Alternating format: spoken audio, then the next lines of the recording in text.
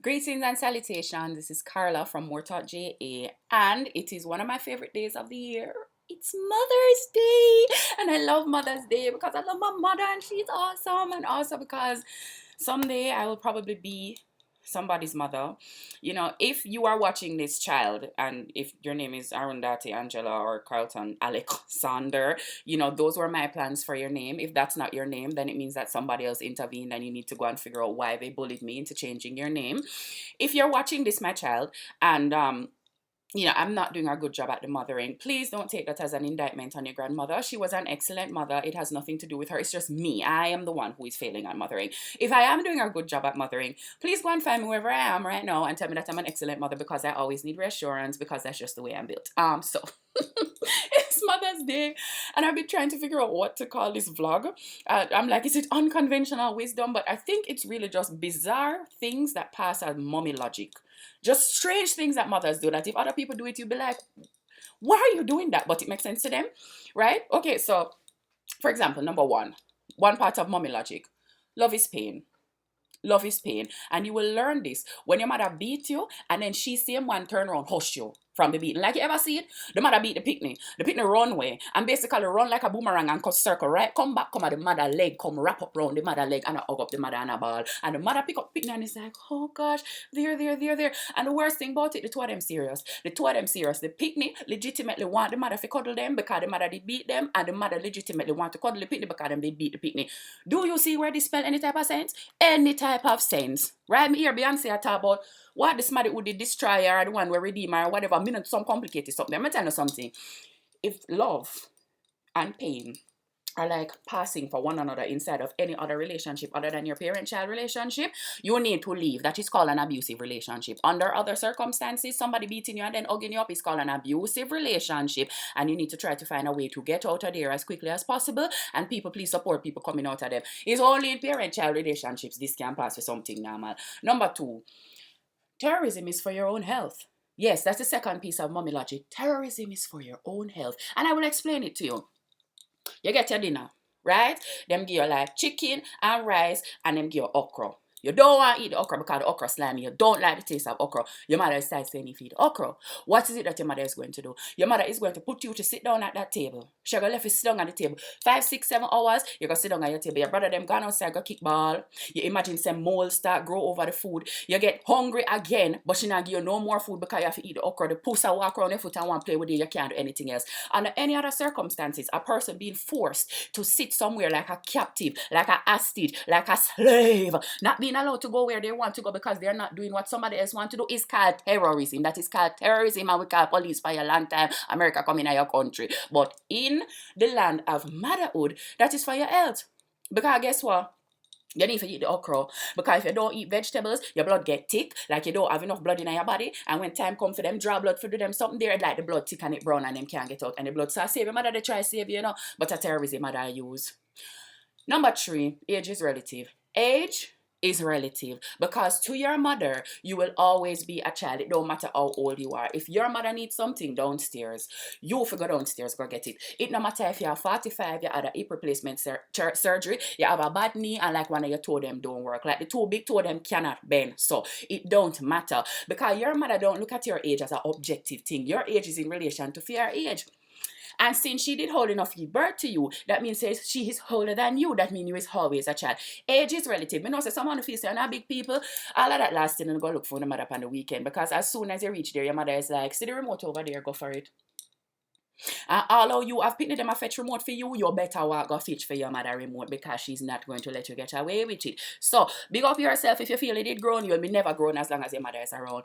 Number 4, deciphering signs and symbols is not only for historians and the CIA. You know the historian them and like the anthropologists them love go in a people country and look upon them something like them artifacts and try to find out what they were. And they're like, I think this was a wind tunnel from the ancient Incas. I think that the Mayans had built this to like irrigate their lands and bring the water up and all them type of something. Well, at the same thing with your mother. Me remember one time, my mother called me. Right, she said, Carla. Someone say, yes, mommy. Me no hear no answer. So me did I play me look at Atari. So me sit down and me play Atari. La la la la la la. Have a wonderful time. But only see my mother appear over my shoulder. So you don't want to hear me call you. And I'm like, but I answered you. When I call you, you must come. When did we have this discussion? When did she sit down and give me a little blackboard and said, this mean that? When I call, you must come. I am an African diasporic person. I am accustomed to call and response. Apparently in motherland, call don't equal response. Call equal to come now. So you, if you're young and you watch this and you're not sure yet, when your mother call you, no answer. Or answer while you is walking. And don't walk up and down in the house and shout out, Mommy, Mommy, Mommy for fancy. Where should they know? Go into stealth mode, silently walk from room to room to room until you can find this woman and give her whatever it is that she needs. This is the only logical response to this in mother world. Number 5, and finally, love is blind. Now, this is something that we hear everywhere, but in motherland, it is really true. Because I'm going to tell you something. I did unfortunate looking in the high school. You hear me? I tell you, I did unfortunate looking like my face never catch up with the rest of my head. My head never catch up with the rest of my body. No matter what I ever use look like eng pan nail. Like my hand them never look like them put on good and my foot them did just a swing while. Me did look like one refrigerator turn up on top of 2 stickers. Every day my mother gets up and she tell me I'm beautiful. She tell me I'm a lovely girl. She tell me I'm worthwhile. I'm important. I'm good. I mean say, I used to have one hairstyle that I love. I used to part the ear so I used to have cream hair, right? I used to have creamers.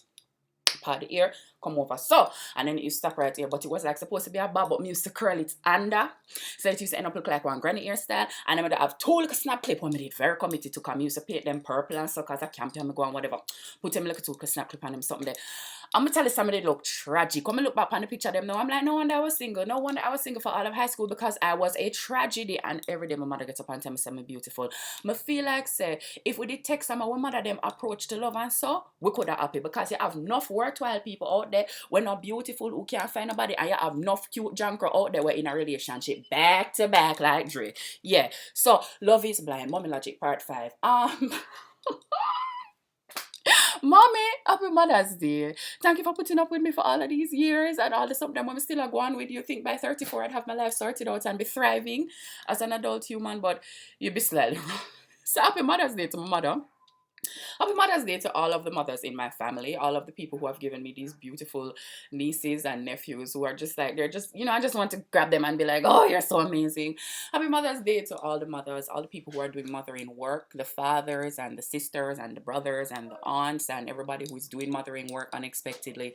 And in particular, happy Mother's Day to the people out there who lost a baby. So the women out there who lost a baby, either the ones who the baby made it here and they died soon after, or the baby didn't actually make it into the world. I know that that counts as a child for you, and sometimes people don't understand the bond that you have with that child. I respect it and I honor it. Especially for those women who probably lost a baby before it got here and then they haven't had any children since, and sometimes people don't look at you and think of you as mothers. Mothering doesn't start when your child gets into the world. Mothering actually starts when that baby starts living off of you and you opt to allow that to continue, to let that child continue to feed off of you. So big up you and love and respect to you on this Mother's Day. What do you need to know? I'm on TV. I'm on national television right now. If you don't know, I don't know why you don't know. It means that you're not checking your Instagram and your Twitter, and you really need to fix that. So 9 o'clock on TVJ on Sundays, 9 p.m. in the night, I'm on a show called See It There with Kathy Grant and Ricky Rowe and Tony Hendricks and a whole bag of things. So go, I'm over there singing, dancing, acting a fool.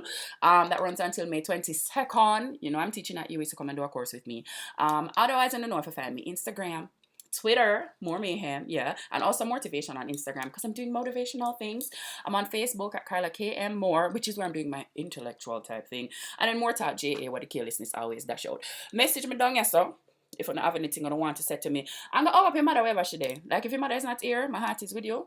I don't know if you can go to the graveside or whatever, but just do something under your mother now. Or whoever is mothering you. Just go and do something other who is mothering you. Love, peace, and chicken grease. Take care of one another. Take care of yourself. Please don't act in a fool on social media. Behave on yourself. Not because Beyonce drop lemonade. Do not have permission to go into people email and them something there. Behave on yourself. Okay? If you see me on road, say hi. Goodbye.